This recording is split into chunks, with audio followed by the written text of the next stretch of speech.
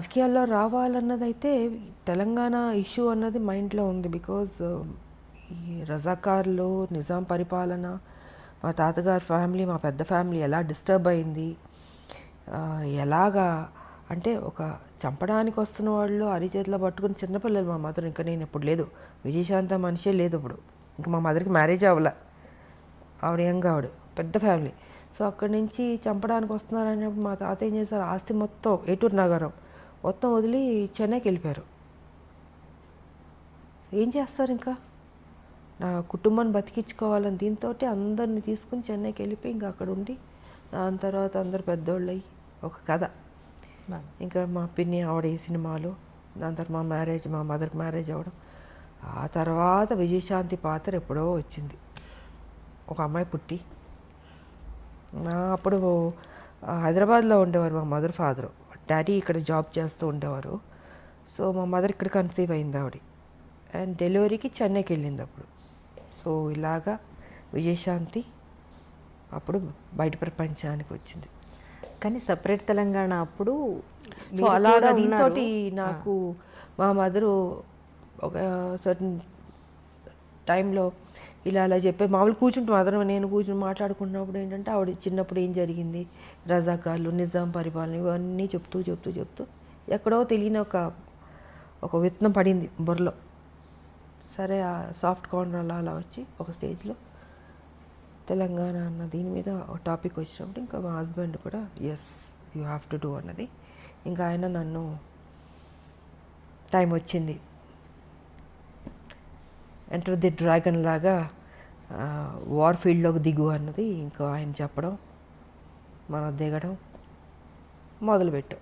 1998 జనవరి 26 బీజేపీలో చేరడం జరిగింది. కానీ బాలకృష్ణ గారితో, చిరంజీవి గారితో ఎక్కువ సినిమాలు చేశారు. ఆల్మోస్ట్ 17-18 సినిమాలు దగ్గర దగ్గర. ఒక సినిమా అటు ఇటులో చిరంజీవి గారితో ఎక్కువ, బాలయ్యతో ఇద్దరు ఎక్కువ. జస్ట్ 1 or 2 మూవీస్, పెద్దగా డిఫరెన్స్ కూడా అవును.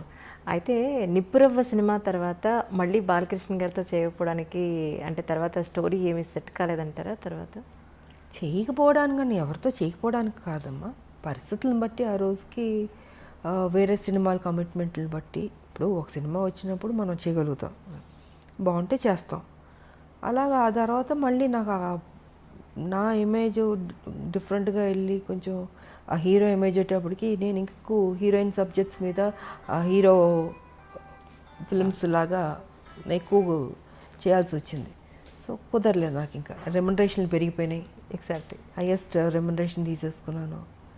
సో న్యాచురల్గా నేను ఒక హీరో అయిపోయాను కాబట్టి ఇంకా నా సినిమాలు నేను చేసుకుంటూ ముందుకు వెళ్ళాల్సి వచ్చింది. అలాగా గ్యాప్ వచ్చింది, అంతేగాని ఇంకేంటి. ఒక హీరోయిన్గా అప్పటి వరకు హీరో పక్కన హీరోయిన్గా యాక్ట్ చేసిన ఒక హీరోయిన్, టాప్ మోస్ట్ హీరోయిన్. మీరు ఆల్మోస్ట్ టాప్ మోస్ట్ హీరోలు అందరితో కలిసి మీరు వర్క్ చేశారు. 60 మంది ఉంటారు అనుకుంటా, బహుశా 60 మంది హీరోలతో అనుకుంటారు. ఎగ్జాక్ట్లీ అంటే కొత్త వాళ్ళు, చిన్నవాళ్ళు, మా అందరూ ఆల్ అండ్ ఆల్. సో అలాంటి ఒక హీరోయిన్ తర్వాత మిమ్మల్ని బేస్ చేసుకుని స్టోరీస్ రావడం అనేది మొదలయ్యేది. దాని తర్వాత అలాంటి హీరోయిన్ని మళ్ళీ ఒక హీరో పక్కన పెట్టడం అని అంటే అది ఆల్మోస్ట్ ఇద్దరు హీరోల బరువు. ఒక మాట చెప్పాలంటే అది కథాపరంగా కానీ ఆర్థికంగా. అంటే హీరో ఇమేజ్ వచ్చిన తర్వాత కూడా గ్యాంగ్ లీడర్ చేశాను కదా. గ్యాంగ్ లీడర్ చేశాను, మెకానికల్ అల్లుడు చేశాను.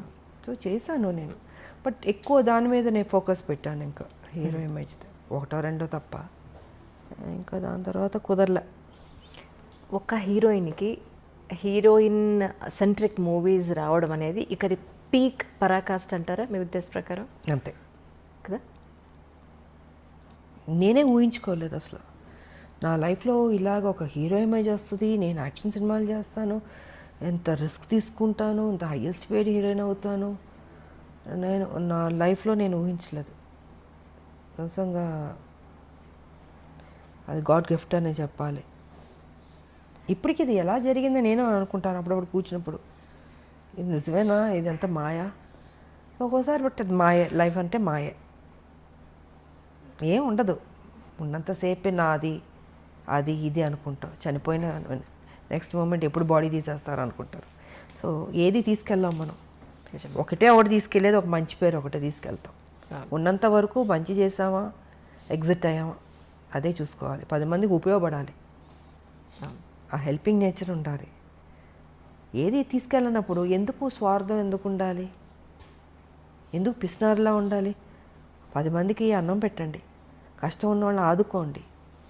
మీరు చనిపోయేటప్పుడు ఏమో తీసుకెళ్ళరు కదా, మరి ఎందుకు ఆ మెంటాలిటీ ఎందుకు అలా ఉంటుంది మీకు? అది కరెక్ట్ కాదన్నది నేను చెప్పదలుచుకుంది. 10 మందికి ఉపయోగపడి 10 మందికి కష్టంలో ఉన్న ఆదుకున్నాను అనుకో, మనం చనిపోయిన తర్వాత అయ్యో మంచోళ్ళ ఆవిడ, మంచిది, మంచి చేసింది, అదొక్కటే తీసుకెళ్తాం. నిజం. మనకు కూడా తృప్తి ఉంటుంది జీవితంలో. బతికున్నంత వరకు మంచి చేసావు దేవుడా, నాకింత చేస్తావు, నేనేం చేశాను, సమాజానికి ఏం చేశాను అన్నది ఉంటుంది కదండి. సో ఆ సమాజానికి ఏం చేయాలన్నది రాజకీయ పరంగా చేయగలుగుతాం, లేదా సోషల్ వర్క్ చేయగలుగుతాం. సోషల్ వర్క్ చేశాను, రాజకీయ పరంగా నేను చేసుకుంటూ వెళ్ళాను. బట్ దాని పెద్ద ఆర్భాటంగా పబ్లిసిటీలు చేసుకుని నాకు నచ్చదు. మొన్న కూడా మీ పుట్టినరోజు నాడు ఎంతమంది వచ్చారు మ్యామ్ ఆ రోజు? నేను చెప్పాను, నేను చూపించుకోను. అవును. నాకెందుకు అది, నాకు అది పబ్లిసిటీ చేస్తుంటే నువ్వు నిజంగా సేవ చేసినలాగా ఉండదు, స్వార్థం కోసం అన్నట్టు ఉంటుంది. సో అందుకే వదిలేయండి, నాకు తోచింది నేను చేసుకుంటూ వెళ్ళిపోతుంటాను అన్నది నా ఆలోచన విధానం. తల్లి తెలంగాణ పార్టీ కింద మీరు చాలా వైద్య సేవలు కూడా అందించారు అప్పట్లో. సో దాని గురించి కూడా ఎక్కడ మీరు ఎప్పుడూ చెప్పుకోలేదు. అదే నేను చెప్పనమ్మా, చదివించేవాళ్ళని చదివిస్తాం, ఇంకా ఆర్థిక పరంగా అందిస్తాం, ఇవి చాలా రకరకాలు ఉంటాయి, మళ్ళీ చెప్పుకోవడం ఎందుకు, వేస్ట్. సో నాకు తృప్తి, నా జీవితంలో ఇది ఒక మంచి చేస్తాను, ఒక చిన్న సాటిస్ఫాక్షన్. నాకు ఎవరికైనా ఏదైనా చేస్తే ఎందుకో తెలియదు, ఒక ఆనందం వస్తుంది. నాకు చేసుకోవడం కన్నా ఎదుటోళ్ళు చేస్తే సంతోషపడతాను నేను. సో నా లైఫ్ పద్ధతి అది.